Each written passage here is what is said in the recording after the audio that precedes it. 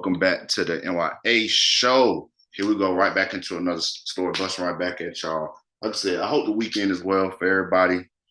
I don't know how Jack I'm gonna put these out, but I think I might just put them out back to back. I'm gonna keep busting back this week with more stuff too. But I definitely want to go into the story that I got here for y'all because dang it, man, be tough, man. Be tough around here in the cab, man. And this is something that happened on I-285 a couple of years ago, and I wanted to, I seen it. I ain't have no clue or nothing, no knowledge or anything related to this story, but it just caught my eye.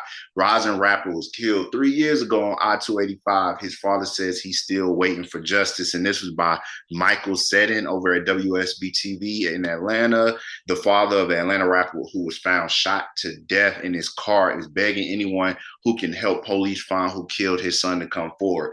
You already know how it is in our neighborhoods, in these environments, these different code rules. So even if I'm pretty sure 115% that they already know who's behind something like this. Not the father, of course, because he's not tapped in, but probably people on the anybody that was related or around him during his lifetime, of his age group, they know exactly what happened. Atlanta police told Channel 2 they haven't publicly identified any suspects in the homicide of Randolph Johnson Jr., aka Marlo. In the meantime, his father says his son was starting to make a name for himself in the hip hop industry. Why would somebody do that to my son? It's the question that Johnson has asked himself repeatedly after someone shot and killed his 30-year-old son during the summer of 2020. In 3 years, nobody been charged with his murder, and all we want is justice for our son. Investigators said that before midnight on July 11th, when officers responded to a single vehicle accident on the interstate just west of downtown near the Benjamin E. Mays Drive overpass,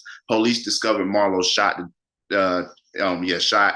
His life was gone inside of his car. At the time, authorities believe he was the intended target, but the motive remains under investigation. I still can't believe it. Said his father, Marlo was a father of four. He was signed to QC back in 2017, making a name for himself. He was signed, little baby amigos, you know what I'm saying? That branch. That's what he was a part of. I got the QC page pulled up. He's still on their memorial page. He is on it. He was part of QC, biggest label out there. Johnson told the reporter that he just wants justice for his son. Said he wouldn't let it go if it was me, so I can't, so I can't do that. So I have to try and persist to find out who did this. So they say anybody know anything called Crime Stoppers, but of course y'all already know. A connection and things related to this, but nobody's going to the police because that's just not what they do. You know what I'm saying? That's just not what they do. It's truly unfortunate, but you can't tell me no rapper for 3 years. Any rapper, I don't care who the rapper is, the person, whoever did it to that rapper, and it's still considered unsolved or something like that. People in the street, like they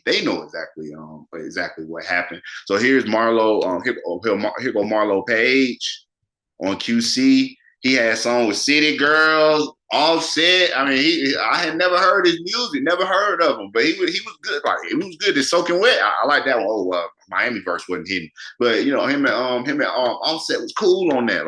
And here goes his Instagram page if anybody want to just check out and see who he was. But for sure, man, it's a little Coach QC.